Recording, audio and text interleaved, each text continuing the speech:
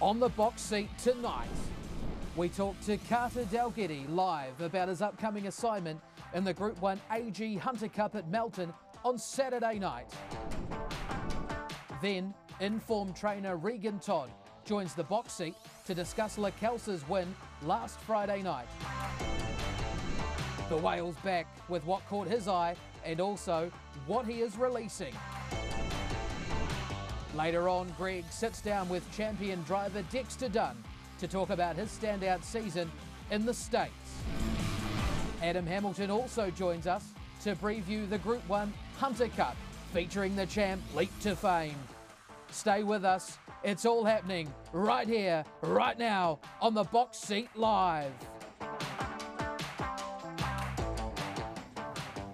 It most certainly is. Hello and welcome to the first box seat of 2025. Great to have your company again as we build our way through another busy part of the season. We've kicked racing back off at the Addington Raceway on Friday Night Lights. They'll be along once again and we'll chat about a couple of those races in the back half of the program. As you saw there, we've got a few guests to get through. Greg O'Connor is with me. Greg, since we last talked, there's been a fair bit of water go under the bridge. Yeah, sure has, Matthew. Hi to you, hi to everyone at home.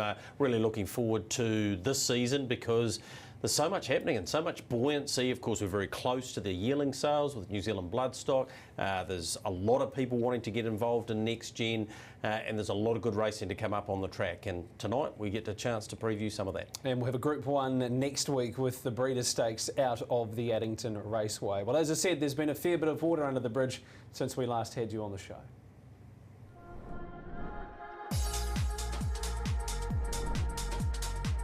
Merlin Republican Party comes strongly 100 out. Merlin Republican Party in the Trillium Trust Auckland Cup. Merlin Republican Party and Carter Dalgety. He's a 2 times national trot winner now, Muscle Mountain, and he gets the Group 1 in great fashion. Here's Mo'unga down the outside. Mo'unga after the leader one change. Mo'unga hit the lead. He's too quick up the straight, Mo'unga, and Mo'unga wins well. Yeah, no, it was super. It was a great race to watch. It was good of Johnny to put his one in the race and make a race of it. It had heart palpitations around the bend, but Goose drove a special and the horse was too good. One overall though in front, trotting fluently today, and one overall's too good. One overall first. But here is a sensation of a trotter, and great to see him here, and he is $1 million man, Oscar Bonavina. He smashed them in the Cambridge Flying Stakes. He won by 4. Out Whitish Republican Party starting to sizzle home. Don't stop dreaming, and Republican Party go to war. Oh, it's nearly a dead heat. Republican Party and Don't Stop Dreaming. And it is 6-5-3-1. Republican Party out sprints Don't Stop Dreaming. One change is doing it easily in the 15 metres back marker. One change wins well. One overall in front. He's back from Australia in great form. He makes it back-to-back victories, and one overall bolts in the Southern Lights.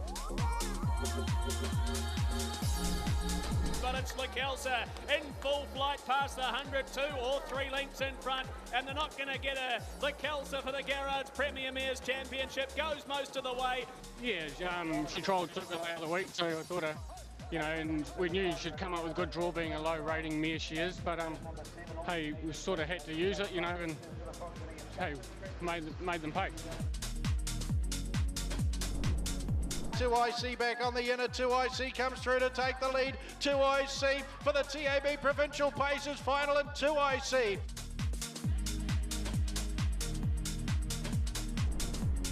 Dragonstone and Jasanova's all over the top of them. Jasanova sweeps home for the win in the TAB Provincial Trotters final. Stretched across the track, Bobby's Rock in the lead from Nutcracker. Bobby's Rock in front, Bobby's Rock. It's Anna in front. Up on the inside is Spirited Peggy Lukaku. They can't get to Anna though. Anna's 3 lengths clear here, and down to the post comes Anna, and here's the first winning training success too for Jamie Stevens. Congratulations to you.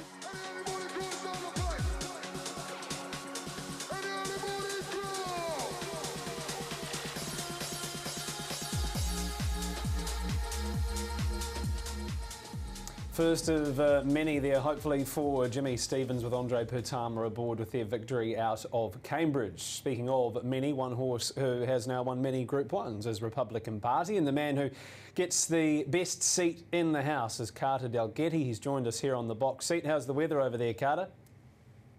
Oh, yeah, it's really good. Thanks, Matthew. It was about 40 yesterday, but today's pretty good, and the rest of the week looks nice.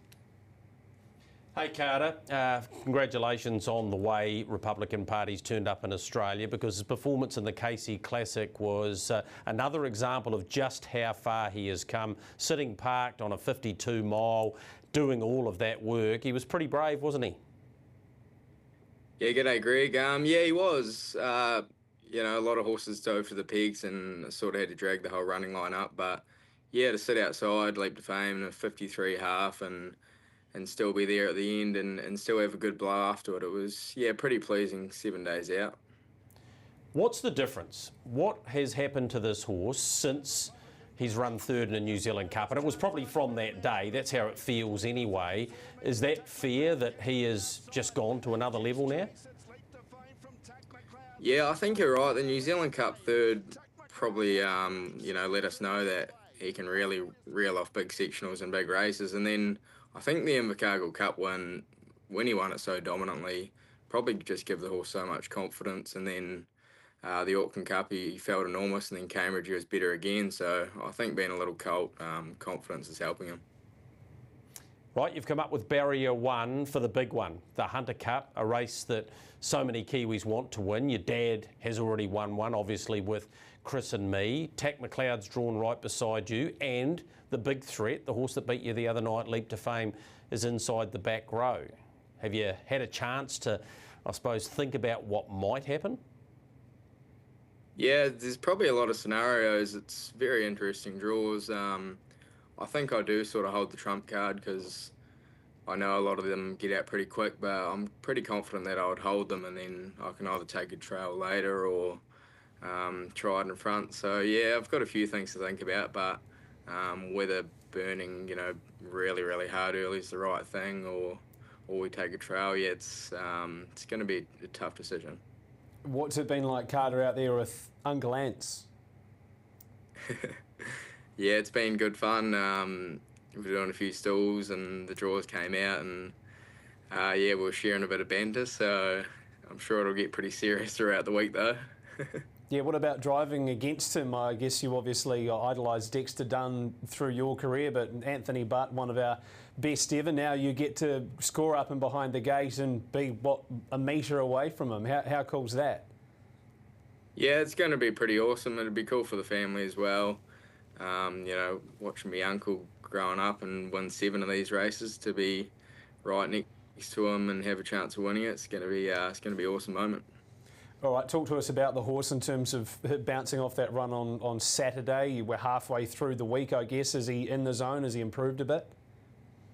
Yeah, he actually was a wee bit short going into that race because, you know, for the travel and that, he missed a bit of work, and we come back to him to get used to the heat. So, yeah, it was probably a perfect run to blow him right out.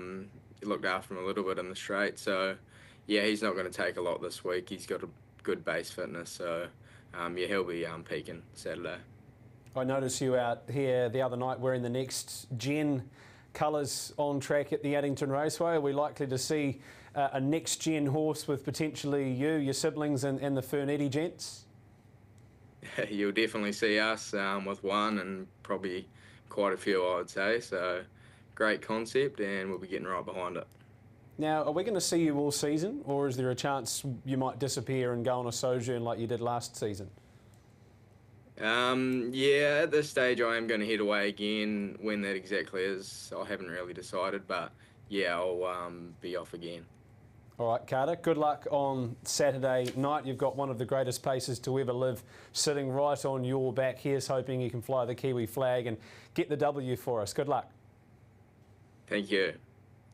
Very well spoken. Obviously puts his horses in the race at the right time. He goes out there with confidence, much like we saw with Dexter, and you go back to all of the other guys who have come before him, and I guess it's a punter confidence thing as well. You see him on a horse, you're more than happy to have a tenner on. Yeah, absolutely, and he's building in confidence all the time, as is this horse. Winner of 19 races now and honing in on 700,000. The back end of 2024, outstanding for him. Hannon Memorial victory, obviously placed in the New Zealand Cup, and his last 10 days of the year, he picked up 2 Group 1s, the Invercargill Cup, and of course that Auckland Cup over the staying distance. Staying to the fore again in the Hunter Cup. It's a very deep race. Obviously you've got Swayze in there as well. When does he move? When does he get into the race? Carter's got some thinking to do. Tack McLeod flew the gate the other day, but he's drawn right beside him on Saturday night, so whether he musters enough. The only example we've really got of Republican Party in recent times anyway was that New Zealand free-for-all where he got barrier 1. That was off the back of a hard New Zealand Cup run though, and he did race a little bit more dour that day, so yeah, whether he can hold up from there, that might just be a bit of bluff at this stage, but he's going to be in this race, and the better's delight factor over the longer distance too.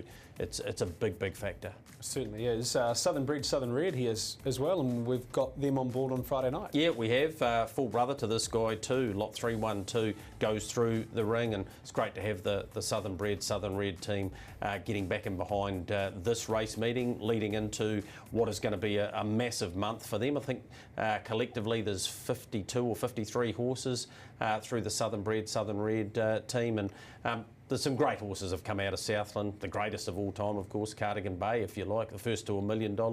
I'm the Mighty Quinn, who's the richest, or the horse that's won the most stake money in Australasia, and of course the fastest ever in my Field Marshal came from there as well. So there's a lot of very good horses, and Republican Party's another one that came through the price draft, and yeah, look forward to seeing what his brother can get this year. But yeah, they're sponsoring all the races Friday night. Not only good horses, some good humans as well. Southern Bred, Southern Red, and one of those is Regan Todd. Great to have you back on the box seat, Reg. You just keep on winning, and this time we're here to chat about Lakelsa. You feel you're a Southern Bred, Southern Red man? Yeah, I should have worn my hat there to keep the boys happy. But yeah, they always say you can take the boy out of Southland, but never take Southland out of the boy. So we'll go by that. Absolutely, and a couple of happy Southlanders with Lakelsa there on Friday night. Bit of a demolition job in the end, wasn't it? Yeah, she won well. I was absolutely wrapped for the boys. They've put so much into the racing industry over the years, and to get a Group 2 for them, that's what makes it all all worthwhile. Regan, just how much has she improved? We see her here with Robbie just asking her to get to the line after she'd run 27 from the 800 to the 400. You always hoped that she would get to this level, and she's got there very quickly, particularly in the last couple of starts. Yeah, we've always liked her, Greg. Like, she just gives you that feel like she's quite a big, powerful mare, and like I said to you on the radio the other day, just since Cup Week, she's just gone on and on with it. And like I said, she's coming straight home with me instead of going to the paddock. So she just had a few easy days on the walker, and we just pressed on with her really, because yeah, she's just such a good doing thing. She's got a bit of respect now too, Regan, because obviously she showed very good gate speed. It's a random barrier draw for the Fahey Fence Hire New Zealand Breeders' Stakes Friday week, but what she was able to achieve last Friday night will not only give her confidence, but I don't know that Robbie needed too much confidence to lean forward the other night, but if she draws well again in the Group 1, she'll be heading somewhere near the front end again, one would think. Yeah, well, Robbie loves her, so stoked for him to get a big one on her as well, but we won't get too far ahead of ourselves. I've watched that race plenty of times, and there's some very handy runs in behind, and it's going to be very reliant on the draws, so she's going to need a good draw. But in saying that too, if they do bowl along a bit, it will play into her hands as well. All right, good luck with that, Regan, in the Group 1 next Friday night. The one horse that I'm sure everybody's sitting at home now and waiting for us to pose the question, Marketplace. Where is he, how is he, and when are we likely to see him? Yeah, he's back hobbling mats, so no, everything's all good. He's done super while he was out. He's big and strong, and he had a couple of weeks on the water walker at Brian Leslie Courts before he come back to us. They done a great job with him, but he's pretty forward, and yeah, we're looking forward to getting up to Auckland. So I think it was 14th of March. That'll be the first big target of the season with him. So that's obviously the Alabar Classic. Does he have a run before that, Reg, or is it a trial, or is it a race day opportunity, or does he just go straight into that and then obviously the $200,000 NZB Harness Million the next week? Yeah, that's the hard thing, Greg, because he's capped at a rating 75. So if I do race him the week before, like he's going to be up against basically open class horses, which might be a bit tough. But I've got a bit of a plan. I wouldn't mind just getting him qualified from a stand and that, just to free up our options. But I will definitely get him to Alexandra Park, whether if I've got to take him in myself with a pacemaker before the Group 2 race anyway, just to tick all the boxes really and make sure everything's all right with him. I'm pretty excited about him, but I'm almost equally as excited about Mo'unga and what he might be able to achieve over the next 12 months. When are we likely to see him kick off? Is he going north with this guy? Do we see him in races like the Founders Cup? And ultimately, I suppose the race could fit in very nicely, thanks very much, particularly with the gate speed he showed in a couple of his starts towards the back end of the season. Yeah, he'll definitely head up with the other fella, so we'll just take two, just to keep each other company. But he's come back looking unbelievable. Like you could race him next week. The coat on him, he went round to Brian and Christie Hills for a spell, and he looks unreal. So he won't take too much to come up. But yeah, the Founders Cup and those sort of races leading into the slot race. The slot race is an option, but we'll just see how we're going. But yeah, I'm expecting a big year. We'll probably race him a bit more this year. He's just sort of taken that time, and he's a lot stronger than what he was. As always, Regan, thanks for joining us on the box seat. No worries, cheers.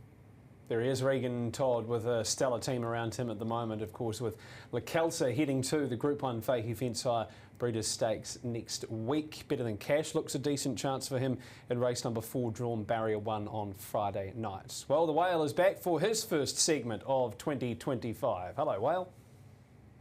Yeah, thanks, Matt. Great to be back on the box set. I tell you what caught my eye this week was Monday's performance by young James Stephens. Yes, a name that you'll remember from the past with Self Assured. He was a strapper with All Stars. His first training win came on Monday aboard with the 6-year-old mare by Sweet Lou, and Andre Putama guided it home.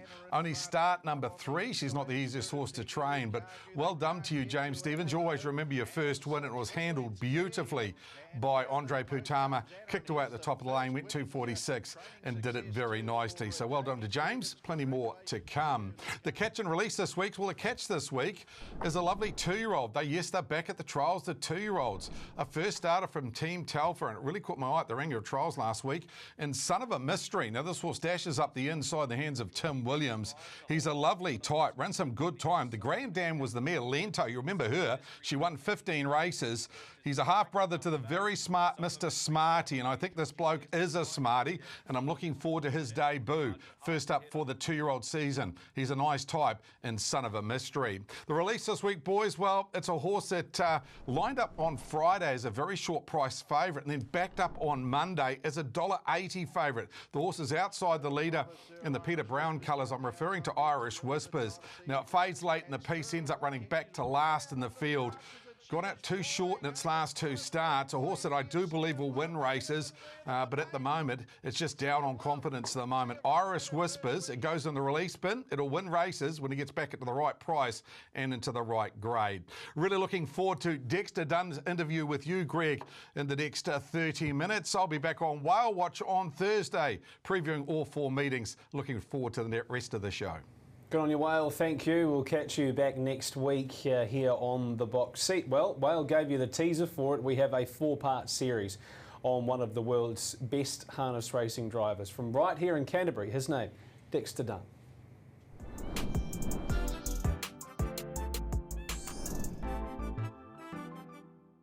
Dick's been a couple of years since we've had a chance to have a sit down, and it's been a whirlwind couple of years.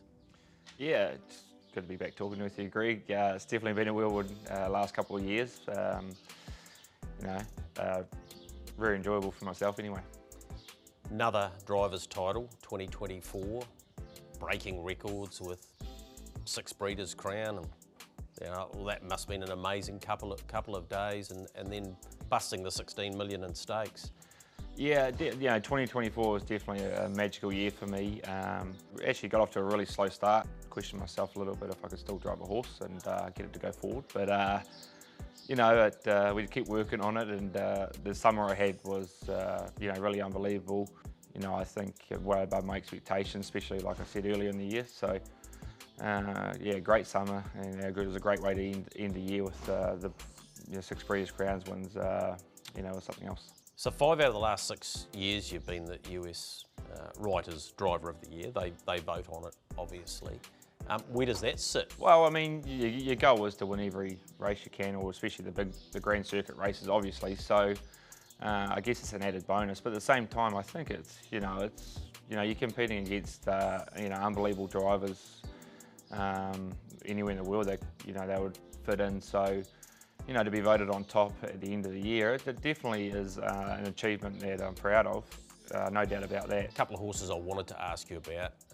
Jiggy Jog S, Twimpy Joe Fresh, we'll get to her, but tell me about Jiggy Jog S and what it was like to drive her. Yeah, she did beat in the boys as well, Greg. Just an amazing trotter. I've been actually really lucky. I've driven 3 champion trotters since I've been in America. Started with Manchego, and then I had Bella Bellini, and then Jiggy Jog come along, but just incredibly athletic, incredibly fast, and it was a shame her season got cut short due to injury, and she's been retired, and I hope she's becomes a great broodmare. But I think as a driver, there's no better feeling than sitting behind a beautifully gated, extremely fast trotter. So, we had a great run with her over the last couple of years, especially this year. Stepping up, racing the boys. It's not easy for a mare to do at the open level. So, it was a really great season with her. Tell me about Twimpy Joe Fresh. You part own. Yeah, obviously special. I mean, you get the feeling with when you win big races as a driver, it's hard to beat. But I think with owning her, it's an even different beast, feeling-wise when you win the big races. And she's been such a great horse to myself and Chris Ryder and Pete Japotica and a couple others that are in her. But this year she just had a great year. She stepped up her game from her 3-year-old season, and really took us on a ride. And hopefully she's going to get rewarded at the annual awards this year, which she deserves. And like I said, though, owning a horse when you win a big race, it's a special, it's a different feeling, and it's something we're really enjoying and just really riding that wave. By roll with Joe, I reckon if you'd been at the sales, which you weren't, you might not have bought into her. Yeah, I can't take any credit at all with picking her out. That was all CJ, and it's quite funny actually.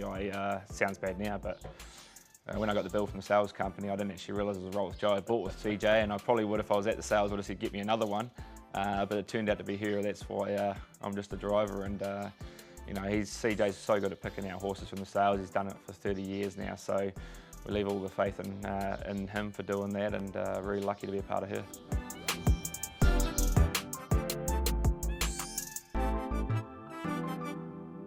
Tune in next week for part 2 of our sit down with Dexter Dunn, where he talks about the current state of harness racing here in New Zealand.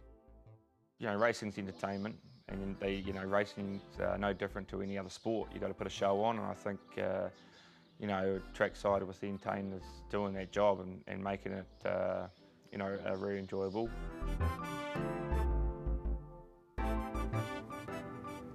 I know Dexter was here last summer holidays around, and things for him probably looking a wee bit different for what we're doing this time around, but you're a bit of a stat man, Greg.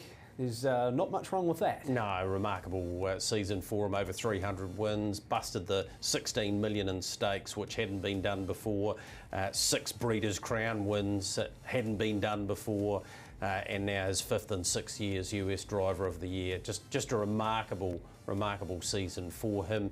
I spoke to him about not driving some of the smaller tracks. He said he decided a couple of seasons ago that he wanted to concentrate on the big venues, and that's why he doesn't drive as often. He said, I could drive every day if I wanted to, but I really want to be able to go out to the farms, drive particularly the younger horses, and look at the record. That's what it says, that he's just had nothing short of a remarkable year. The other thing about Dexter that never changes is he never changes. He's exactly the same as what he was when he was here in the middle of winning 10 premierships in a row.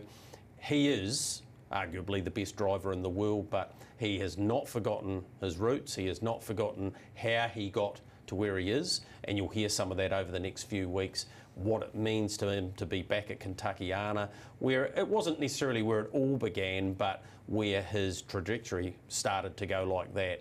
And when we have a look at one of the horses he was associated with, Chris and Me, a horse that he had such a great affiliation with, not only on the track, but even now, because of course he brought him back in the States and he looks after him, and yeah, it's a pretty cool story too. So that was part one of a four-part? 4 parts, yep. The final part leads into this Ladbrokes Ultimate Drivers Championship, which they have secured him for, and yeah, it's going to be one heck of a series, 20th and 21st, 21-22 is it, of February.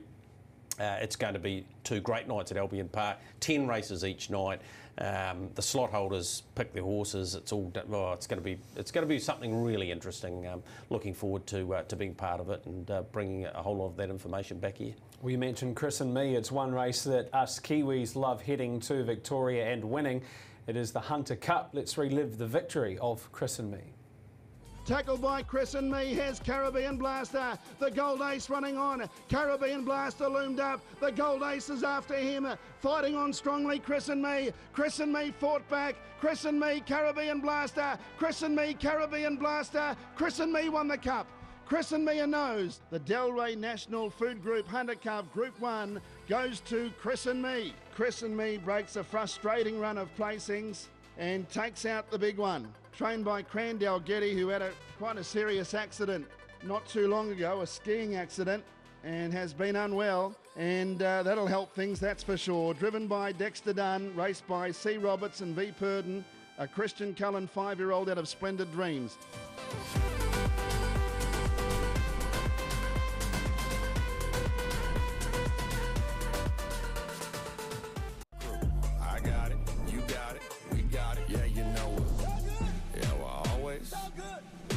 Into the straight, Lazarus, Soho Tribeca's coming. It's Lazarus, Soho Tribeca. Lazarus in front from Soho Tribeca. Lazarus keeps giving, the miracle horse in front, and Lazarus has done it again. Lazarus, the champ, who really added some oomph in the early part of the race. The final quarter in 28, a new track record mile rate for Aldebaran Park of 1:54.1. Well, he's one of the best I've seen in my short time in this sport. He loved Australia. He had a great record over there, I think winning about 9 races, a Victorian Derby, Victoria Cup, beat Chicago Bull in the Inter-Dominions of 2017, and then followed that on with his victory in the Hunter Cup. What a horse he was, Lazarus the Almighty. Adam Hamilton from Australia is joining us to chat all things Victoria mainly at the moment. Adam, if you just needed a wee reminder that we've still got it, Lazarus, and we've got a couple coming your way on Saturday night too. Isn't that great to see? Evening to everybody, yourself and Greg, of course, and everyone watching.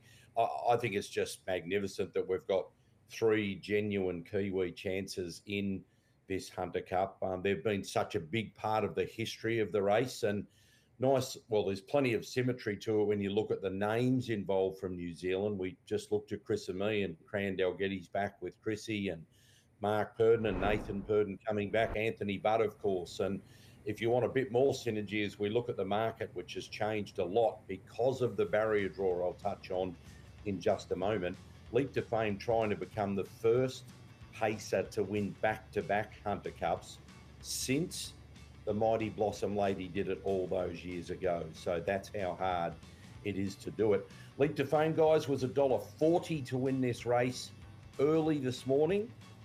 After the barrier draw came out, $2.25. And why?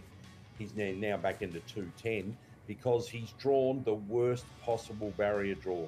inside of the back row, barrier 8. Doesn't matter if the emergency comes out on the front row, he still stays inside the back row. In the words of his rivals, in the words of Grant Dixon, it's the one draw that he didn't want. Here he is winning last week. So this is the emerging Kiwi, Tack McLeod, coming off his back and making ground on him.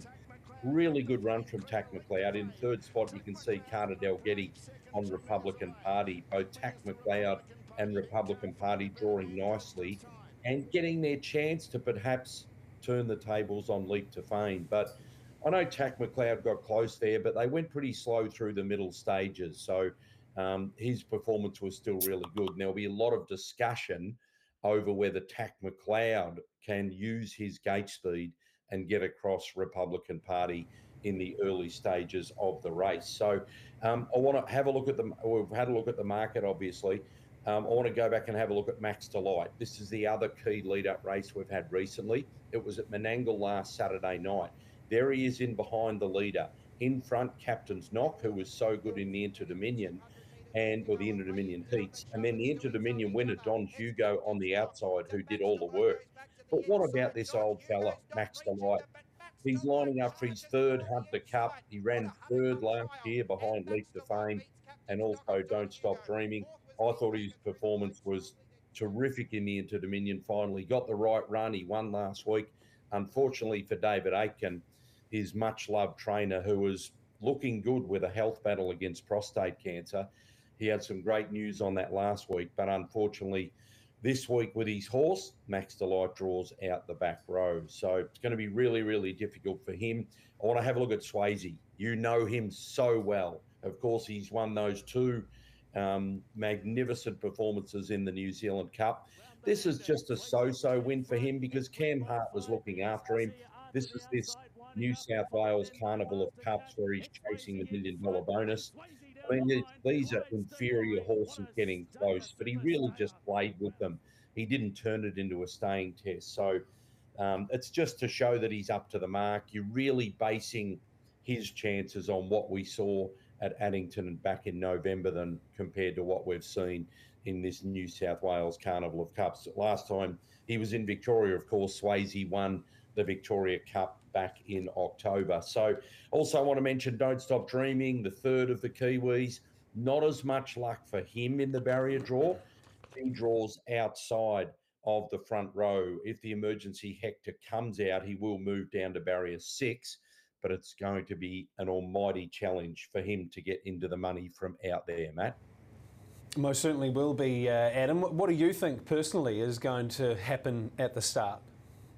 I think Tack McLeod's got so much speed that he can get across. And then if he does, no doubt Republican Party will want to make an issue of that.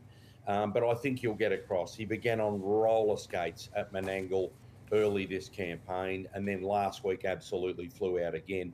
I think he'll get across, but then I think he'll be waiting. I think Anthony Budd will just be looking, where's Swayze, where's Swayze? He'll want to sit on Swayze because I think he'll get to Tack McLeod or whoever's leading earlier than Leap to Fame will from the draw he's got. And who wouldn't want to follow Swayze when you've got the sprint lane as well? So I think Tack McLeod will be the early leader, Matt.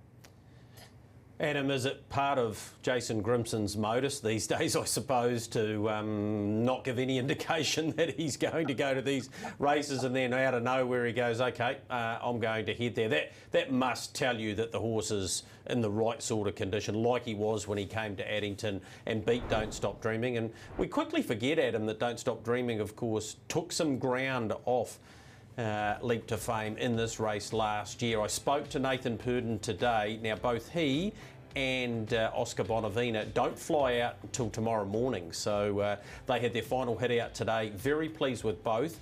He's under no illusions. Don't Stop Dreaming needs the right sort of run to win at this level, like he got in the IRT New Zealand Cup. But what he did say about Oscar Bonavina is he's right in the zone. That's important for your media over there, because it's been, 5 years since he's appeared at this venue last time. Yeah, it's remarkable. So on both of them, Don't Stop Dreaming, he could end up getting the right sort of run because he's got to go, he just has to go forward. And then he's got to wait for Swayze to come around. Now, whether he's got to sit outside the leader early and then hope to get the trail on Swayze, that might be the option. But I mean, you've got to say he hasn't quite gone on from what we saw in the Hunter Cup 12 months ago. He's a horse who has his challenges, but he's good enough. It's just going to be difficult from that draw. And Oscar Bonavena, he's possibly going to have a better chance in the final than he will the heat, the way the barrier draws have fallen here as we move over to the first and by far the strongest of the two Great Southern Star heats. Races 2 and 3, we know they line up again about 2.5 hours later, those that make the final battle out the big one. But a decisive barrier draw advantage for the emerging, the Locomotive, the Inter-Dominion winner. He's got all the gate speed. It'll be a shock if he doesn't lead from barrier 1. Oscar Bonavena draws out in 5. And then we go to the second heat. It's not quite as strong, obviously, here. Kiyang Chucky. Here's an interesting one. So he starts from barrier 10 in the heat. He's trialling tonight at Terang. If he trials okay and he runs well and gets away well in the heat, he'll be allowed back in the draw for the final. He'll need to be in the draw for the final to have a chance of beating the better trotters who go around in race 1. Is the Locomotive clearly the top seed, I guess? I think Kiyang Chucky is nearly as good as him.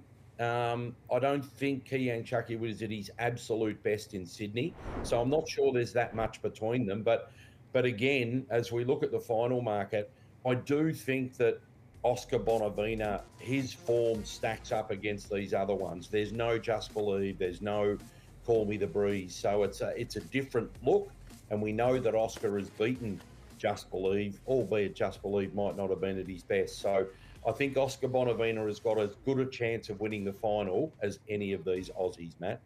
You mentioned Just Believe, and over the summer holidays, Adam, Jess Tubbs and Greg Sugars in the Iona Trotting Syndicate announced his retirement.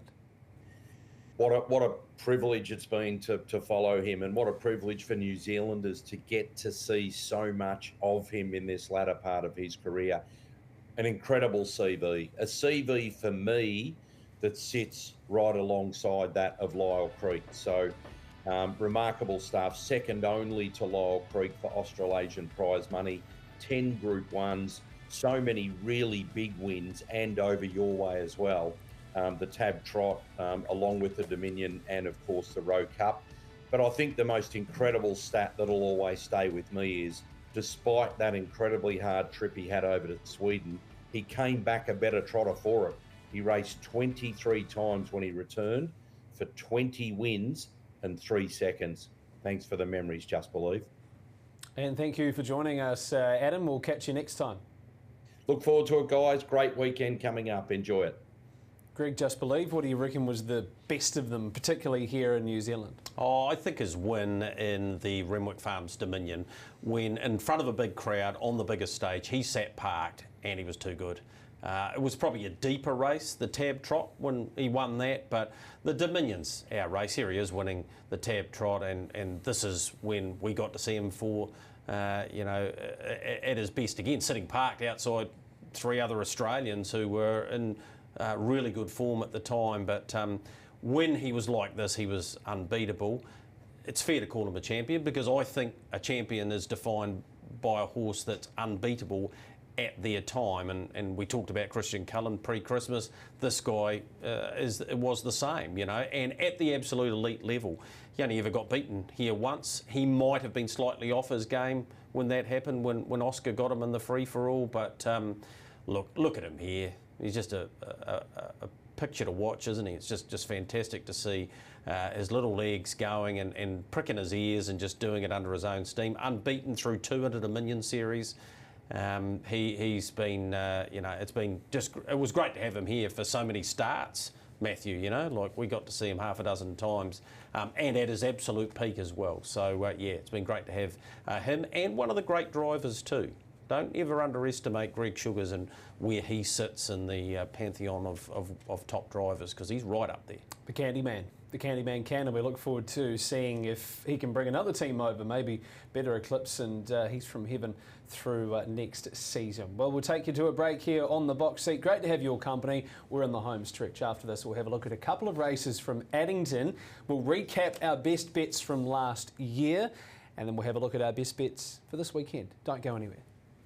Just Believe at the top of the straight. He's 3 in front from Love in the Port. Then came Mighty Logan from Fiery Bandizo. Oscar Bonavina's out now. 150 to go. Just Believe. He's 5 lengths in front from Mighty Logan. Then came on the outside Oscar Bonavina. But the pride of Australia, now a legend of our sports. Just Believe wins the Dominion by 2.5 lengths. $2 million in the bank. 10 Group 1s. And possibly one of the greatest we've ever seen. Just Believe. What a moment it is for these two best friends, Harry and Greg Sugars. Oh, this is huge. You know, just for sheer atmosphere alone, you know, going to Solvala and experiencing that, I don't think I'd ever experience anything similar, you know, in my lifetime. And I have to say, this is fantastic. This is a close second to it. And so this is extremely special.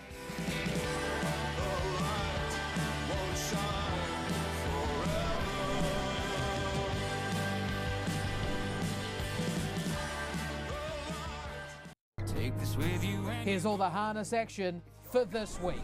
Harness racing kicks off this Thursday with 9 races out of Ascot Park. Race 1 starts at 3:58. Then it's day 1 for the Harwood Harness Club, featuring the Stratford Pacers and Trotters Cup. On Friday Night Lights, join us at Addington for Southern Bred, Southern Red race night, with race 1 kicking off at 4:52. And to wrap up the weekend, it's a double header on the Sunday sesh, with day 2 from the Harwood Harness and its Waikawaiti Pacers and Trotters Cup Day out of Oamaru. You can catch all the harness action, all the drama on Trackside 1.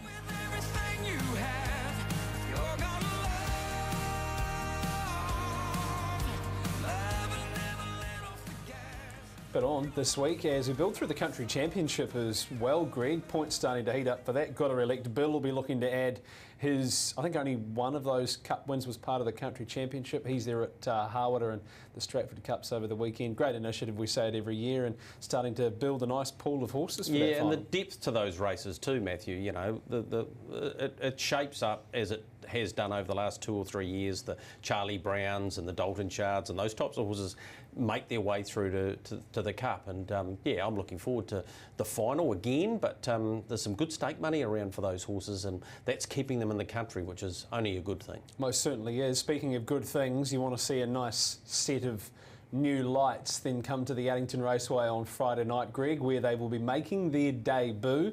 And from all reports, if you compare them to the lights on the dog track on the inside to the lights on the harness track, it's going to be a totally different ball. Well, the track's almost white there, and that is the LED lighting that's been put in. It was close to $1 million by the time they got all the work done, and it's only the second time that the lights have been redone here since they were put in the early 60s, so it's overdue. And I know they're having another trial on Wednesday night. They've had to make a few adjustments. We had John Denton in here with us on Friday Night Lights, and he talked us through that process. And of course, Addington essentially shuts down for about 3.5 weeks over the Christmas period, and it's just as well it did, because there's a lot of work went on there, a lot of work from Tennant Engineering, who are great supporters, sponsor the Oaks, of course. And without those guys working round the clock basically to get this done, you know, we wouldn't be able to race under lights this week. The last race this week's at 9:53, but I think you'll see a far better visual product as a result of the new lights, and a lot of work's gone on behind the scenes, so well done to them. And of course, I mentioned before the Southern Bred, Southern Red team getting in behind the meeting, 53 yearlings, 12 of those eligible for next gen. You're going to keep hearing that, and people keep going, well, what are you talking about, this next gen thing? You're eligible by buying a horse that's next gen eligible because of the sires, for a start. If the trainer hasn't trained a Group 1 winner, or if 30% or more of the horse is owned by people under the age of 40. So there are various ways to get into it, and there's $600,000 in bonuses All of the details are on the HRNZ website, and I think it's going to be a great incentive. You heard what Carter said. He's going to be buying more than one for that type of ownership group. So, yeah, looking forward to seeing what it can do this year, and it's just another building block, if you like, to continue to step up what we're trying to do in this industry. Absolutely it is. Well, let's look at Addington on Friday night. The first race is the Southern Bred, Southern Reared race. 8 Bodine breeding handicap trot. 10 of the 14 horses in this particular race have won in their last 3 starts. Such is the depth of this particular field. We see She's a Gift, who is down the bottom of the book, which we'll get to shortly, but just a deep field of, I wouldn't say they're at the intermediate grade, Greg, but just kind of below that, hovering around that 55 mark. It's a field of horses in great form. Yeah, dead heaters, of course. Vertigo and Who's Queen are both in it. Almighty's won its last couple of starts. Bullet Train last start winner. You get further down to She's a Gift, who was very brave. Well, she's probably intermediate. Yeah, she is, and she was second behind 1 overall in a feature trot, as we know. $3.70, I think, is a fair enough price. I think Jimmy Carter came into the race a little bit late. He's a $9 chance and has raced at the highest level. But yeah, She's a Gift, even off the 20 metres, has Ricky May. I think she's absolutely the one to beat. Well, you speak of Republican Party during Cup Week, just grew a leg, for want of a better term. She's a Gift was kind of in the same boat. Won on Cup Day, and ever since then she's just been the punter's friend more often than not. Yeah, she has been. She's trotting really well. She's trained by a master, as we know, and yeah, it won't be easy off the 20, but there is only one horse off 10 metres, and that is the informed Regal Sierra, who's in foal and racing really well at the moment, but she might have the wood on she might have the speed to pick them up, and I therefore see why the bookies have come up with her as a favourite at 370. Not an easy race to take a first fall with a few horses off the front who are very good beginners and likely to get themselves to the pegs, but they can run 320 on their day, so it's going to be very tricky for She's a Gift to be getting up. Now, there's one in here that I know you like, Greg. Yeah, Show Me the Tan Lines. Really like the way this horse trialled. $2.80 is the price. Got home in 56.6 and just went like a horse. I thought, gee, you can follow this one down by the seaside. Ross Houghton with 3 in the race and Ken Barron with 3 in the race. Here is Show Me the Tan Lines, typical of the stock of down by the seaside. Big and strong stretches out here. Beat Incentivise, who's at stablemate, who's in front and looking quite comfortable here. But have a look at the stretch of this horse just as they come inside the 100 metres now. Flick of the reins there, and Bronson Munro was driving on this occasion. Craig Ferguson picks up the drive. I know it's got the outside draw, but after watching all of those trials, Bert's trialled nicely as well. I think the Houghton team have pretty much got it over the Tolliman Lodge team. Spoke to Blair Orange. He said his one goes okay, BB Crunch. So from barrier 1, that's a big advantage. But Show Me the Tan Lines, I think, might make a name for itself on Friday night. I agree with you. Incentivise. A good galloper called Incentivise, wasn't there? Correct. What did he win? Big race, Caulfield Cup. Yeah, yep. He was a good horse, wasn't he? Yep. All right, that's race number 6, Southern Bred, Southern Reared, White Stables, 2-year-old mobile pace. You can go to nzbstandardbred.co.nz and you'll find all of that information around not only the Southern Bred, Southern Reared, but all of the yearlings which are heading to both Karaka and the Christchurch Agricultural Park. Didn't see that coming, Greg. $1.10. Seriously? 5 crowns. Ah. First up, yes, beat Ribera at the trials. I spoke to Nathan Purdon about him today. He said, he's improved and he is capable of running up to, the better class, the Marketplace. He said, I'm not saying he'll beat Marketplace, but have a look at the way he trialled here. I had a good chat to Blair Orange about him as well. He said he definitely felt stronger, so that's him getting through and winning this quite nicely. Directly behind him was Ribera, but Nathan said he was a run short. He actually goes to the trials tomorrow as well, does Ribera, but he's won this nicely, 5 crowns, but you can leave me out of $1.10. Like, he should win this race, but you got Better Be Sharp will come off the gate pretty quickly. Bet, doesn't he? Top 3. Again? Yeah. Yes, he does. Dave Dooley's racing really well. Yep. I think he'll win, but He doesn't actually get at the gate that fast, does he? No, I think you just hold his spot. I don't think if you're taking $1.10 about any horse, you want it to be jumping straight to the front or sitting park, and it won't matter. And I haven't seen that on race day from 5 Crowns yet, although his trial was very good. Midnight Mickey from the All Stars barn, really impressive here last week. Yeah, he was, and he got off the gate as well as he possibly could, just enough for Blair to get his legs and stay in front. He's a big scopy boy, isn't he? He's got a bright, bright future, and that win will do him the world of good confidence-wise as well. Yeah, looking forward to seeing what he can achieve, but obviously marketplace is the benchmark. Well, he most certainly is, and you get that sense of excitement from Regan Todd every time you speak to him around the horse known as Mark. How did you go last year, best bets? Okay, and we're about to find out statistically, because I'm a supporter of this as well. You can't come on these types of shows or on Friday Night Lights and give your best bet every week, and nobody really cares whether you got the winner last time or not, or if they backed it they know, and if they didn't they don't want to know. So I've gone okay. The man they call the brand, Mr. Guerin, he needs to lift his game, and he knows it, and I'm sure he will. So 50% strike rate for him. We're trying to tip a horse on a Tuesday for Friday or weekend racing, and that's not always the easiest either, Matt, because you change your mind as well. Quite often you might go through, you might have missed the odd trial or missed a run, or then you've changed your mind about where the gate speed's going to come. Or they open $1.10 and you can't. Like this week, I'd love to have gone 5 Crowns, but I'm not going to tip you $1.10 chance. There's just not going to happen. So, yeah, it does change. They look good if you're Tim Southey. Yeah. Those scores. 9 for 13, yeah, that'd be good. All right, do you want to go first this week? Where are you heading? I'm going to go to the first race at Addington. She was favourite at Methven the other day. Her name is Me Lou. There is Robbie Close. She's got a good barrier draw. The driver's taken by Blair Orange. I think from the handy draw she can win this week. I'm not too sure what price you'd get. It's not a bad field, Matthew. She'll go forward. Yep, I think she'll go forward. If she does, I think that makes her the horse to beat. Tokyo Rose last start winner. Ali Franco, Folly of Dreams won its last couple. But I think Nilu can win this race, and from that draw, yeah, I'd be happy. If you go on its trial prior to that Methven run, where no horses came from the back on Sunday, you couldn't make ground there, or not many. 55.5 she got home in at the trials. If she's on the top end this week, I think she'll take some beating. Let's have a look what the big fish, the whale, has found for us as his best bet this week. He's going to one change. He's off a mark in the Waikawaiti Pacers Cup. 40 metres. He's a good judge, Whale, but this horse will have to be good. Yeah, he will be. He sort of galloped into his hobbles and got going for that last win. It was a great win too.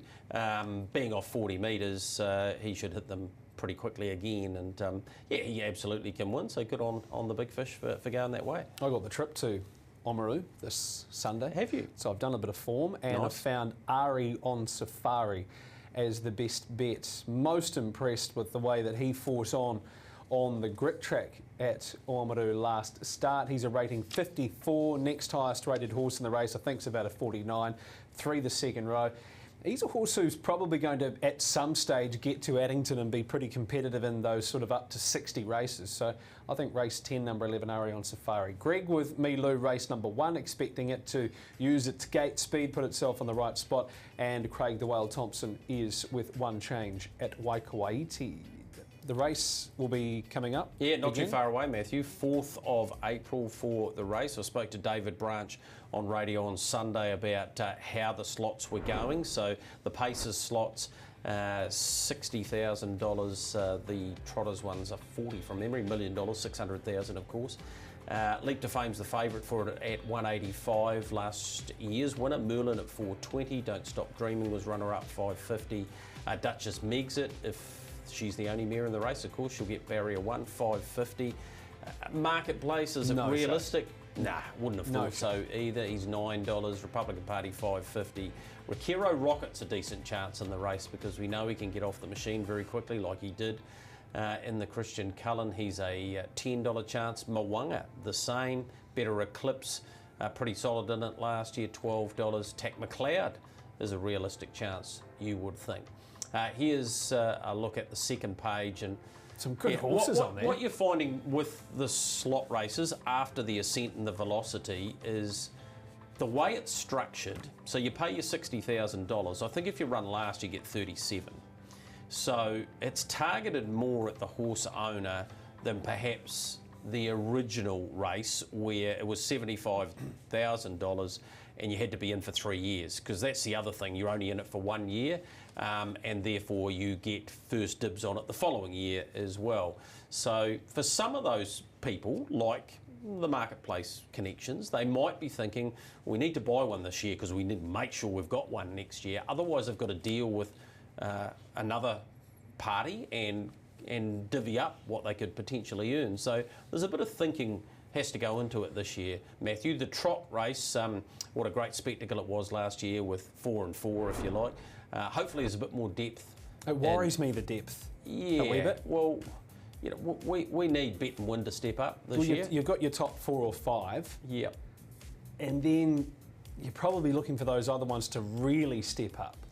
You are, and we've struggled in the last 3 or 4, basically since the retirement of Sunday Sun.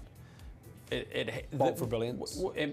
We've lost him, and Muscle Mountain, yes, he's back to his best now, but he hasn't always been at his best in the last couple of years. If he's at his best, he's a horse to beat. Absolutely he is. Oscar, Call Me the Breeze, the Locomotive, we're going to see what he can do in the Great Southern Star this weekend. Empire City is hopefully a mare that can step up, and again, Barrier Draw would be wonderful for her from the inside. RC Phoenix, I hope he comes back and has another crack at this race.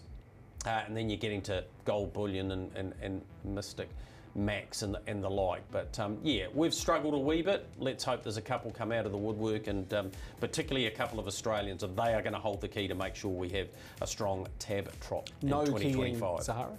No Kiang Sahara, no. I don't think she might be just back in work now or very close to coming back into work, so she won't be ready. Catch you on Friday Night Lights. Yep, looking forward to it, Matthew. We should have all of those announcements of who's taken the slots as well. So, yeah, looking forward to that news, and Addington's big program there Friday night. Love your work. We'll talk then, and we'll catch you all at home next week here on The Box Seat.